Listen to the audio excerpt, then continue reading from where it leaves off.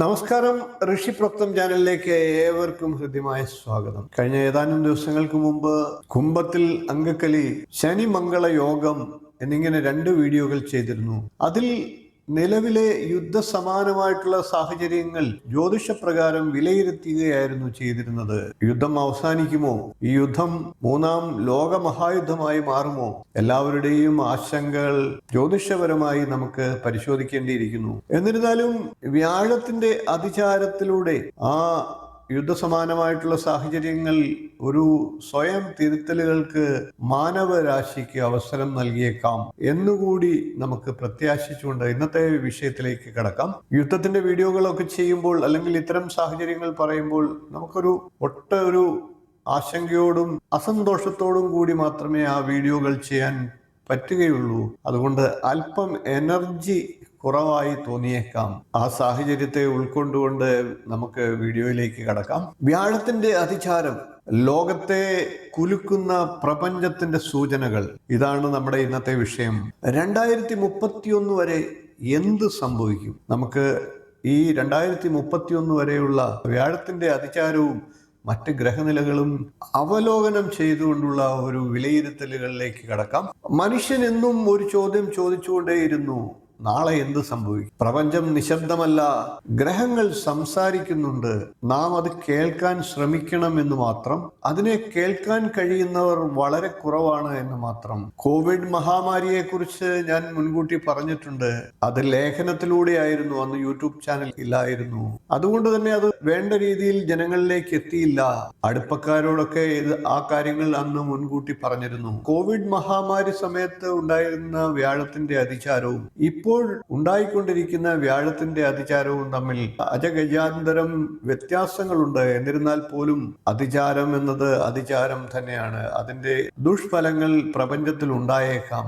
സംഭവിക്കുന്നതെല്ലാം നല്ലതിന് എന്നുള്ള കരുതലിലേക്കും കറക്ഷനിലേക്കും മാറിയേക്കാം എന്ന് മാത്രം. 2031 വരെ ലോകത്ത് അശാന്തി നിഴലിച്ചേക്കാം. പ്രപഞ്ചത്തിൽ നടക്കുന്ന ഓരോ മാറ്റവും ഗ്രഹങ്ങളുടെ ചലനത്തിന്റെ ഫലമായാണ് ഉണ്ടാകുന്നത്. ജ്യോതിഷത്തിൽ ഏറ്റവും ശുഭഗ്രഹമായി കരുതപ്പെടുന്നത് വ്യാഴത്തെയാണ്, അഥവാ ഗുരു. വ്യാഴം ഇപ്പോൾ സാധാരണ നിലയിലല്ല.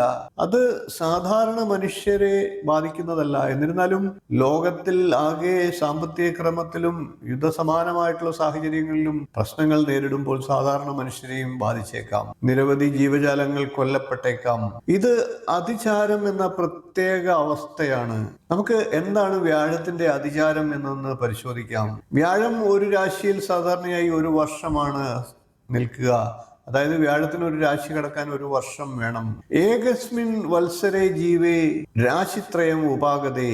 ഇപ്രകാരം 1 വർഷത്തിൽ തന്നെ 3 രാശി വ്യാഴം ഒന്നിച്ച് കിടക്കുകയാണെങ്കിൽ, അതായത് 3 രാശിയിലായിട്ട് മാറി മാറി വ്യാഴം നിൽക്കുകയാണ് 1 വർഷത്തിനുള്ളിലെങ്കിൽ അതിനാണ് അതിചാരം എന്ന് പറയുന്നത്. വ്യാഴത്തിന്റെ സഞ്ചാരം സാധാരണയായി 1 രാശിയിൽ 1 വർഷമാണ്.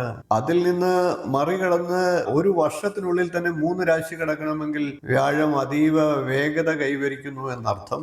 ആ വേഗത നെഗറ്റീവ് ഫലങ്ങൾ ഉണ്ടാക്കിയേക്കാം. വ്യാഴം അതിന്റെ സ്വാഭാവിക ഗതിയെ വിട്ട് വേഗത്തിൽ സഞ്ചരിക്കുന്നു. അതായത് 3 മടങ്ങ് വരെ വേഗത്തിൽ എന്ന് പറയാം. അതാണ് വ്യാഴത്തിന്റെ അതിചാരം. വ്യാഴം ജീവകാരക ഗ്രഹമാണ്. വ്യാഴത്തിന്റെ വേഗത കൊണ്ട് ജീവൻ തന്നെ അസന്തുലിതമായേക്കാം. വ്യാഴം ധനകാരകനാണ്.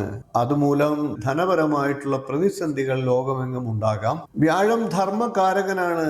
അതുകൊണ്ട് തന്നെ മാനവികതയുടെ കുറവും സംഭവിച്ചേക്കാം. മനുഷ്യർ മൃഗങ്ങളെ പോലെ പെരുമാറുന്ന സാഹചര്യങ്ങളും ഉണ്ടായേക്കാം. ഇനി നമുക്ക് ലോകത്ത് ഇതുമൂലം സംഭവിക്കുന്ന പ്രതിഫലനങ്ങൾ എന്തൊക്കെയാണ് എന്ന് നോക്കാം. ലോകത്ത് ഇന്ന് നാം ഇപ്പോൾ തന്നെ കണ്ടുകൊണ്ടിരിക്കുന്ന കാര്യങ്ങളാണ് ആദ്യം പരിശോധിക്കേണ്ടത്. യുദ്ധങ്ങൾ, കലാപങ്ങൾ, ഭീകരവാദം, പ്രകൃതി ദുരന്തങ്ങൾ ഇവയൊക്കെ ഇപ്പോൾ ഉണ്ടാകാനുള്ള സാധ്യതയാണ് പറയേണ്ടിയിരിക്കുന്നത്. കൂടാതെ മനുഷ്യരുടെ മനസ്സിൽ ദേഷ്യം വർദ്ധിക്കുന്നു, സഹിഷ്ണുത കുറയുന്നു, ബന്ധങ്ങളൊക്കെ തകരുന്നു.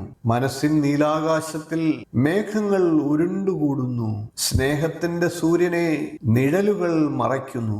ഈ ഗ്രഹയോഗങ്ങളുടെ ഭീകരത നമുക്കൊന്ന് പരിശോധിക്കേണ്ടിയിരിക്കുന്നു. ശനി ഇപ്പോൾ നിൽക്കുന്നത് വ്യാഴത്തിന്റെ രാശിയിലാണ്. ചൊവ്വ നല്ല ബലത്തിലുമാണ്.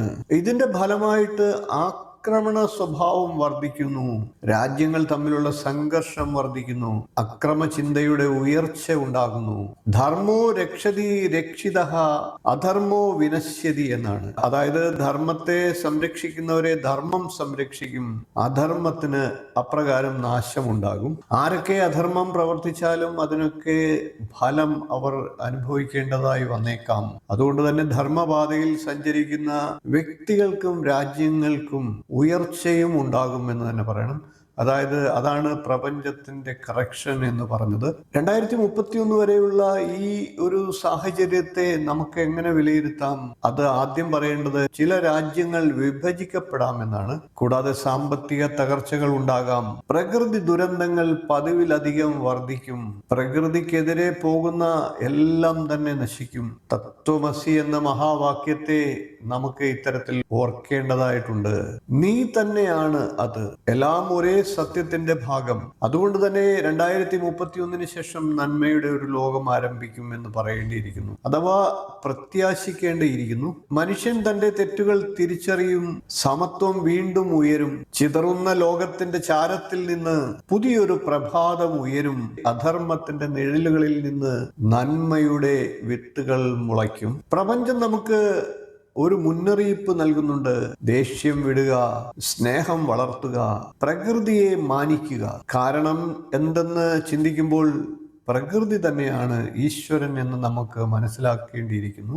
ഇതൊരു പ്രവചനം മാത്രമല്ല, ഒരു മുന്നറിയിപ്പ് കൂടിയാണ്. 2031 വരെയുള്ള അപകടകാലം, വ്യാഴത്തിന്റെ അതിചാരത്തിലൂടെ ലോകത്തിന്റെ മാറ്റം, ഇവയൊക്കെയാണ് ഈ വീഡിയോയിൽ നാം ഇപ്പോൾ പരിശോധിച്ചത്.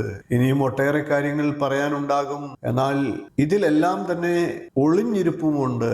തുറന്നു പറഞ്ഞിട്ടില്ലെങ്കിൽ പോലും പല കാര്യങ്ങളും ഇതിലപ്പുറം സംഭവിച്ചേക്കാം. പ്രകൃതിയുടെ ഈ നശീകരണ പ്രവൃത്തി സംഭവിക്കുന്നതെല്ലാം നല്ലതിന് എന്നുള്ള ചിന്തയിൽ ഉൾക്കൊണ്ടതായിരിക്കാം. അങ്ങനെ നമുക്കും ചിന്തിക്കാം. എല്ലാം കലങ്ങിത്തെളിഞ്ഞ് ശുഭപര്യവസായിയായി തീരട്ടെ. ലോകാ സമസ്ത സുഖിനോ ഭവന്തു. എല്ലാവർക്കും മംഗളം ഭവിക്കട്ടെ. വീഡിയോ ഇഷ്ടപ്പെട്ടുവെങ്കിൽ ഒന്ന് ലൈക്ക് ചെയ്യുക, ഷെയർ ചെയ്യുക, ചാനൽ ഒന്ന് സബ്സ്ക്രൈബ് ചെയ്യുക, നിങ്ങളുടെ അഭിപ്രായം കമന്റായിട്ട് അറിയിക്കുക. ഇനിയും ഇതുപോലുള്ള വിഷയങ്ങളും വീഡിയോകളുമായി നമുക്ക് വീണ്ടും കാണാം. നന്ദി, നമസ്കാരം, ശുഭദിനം.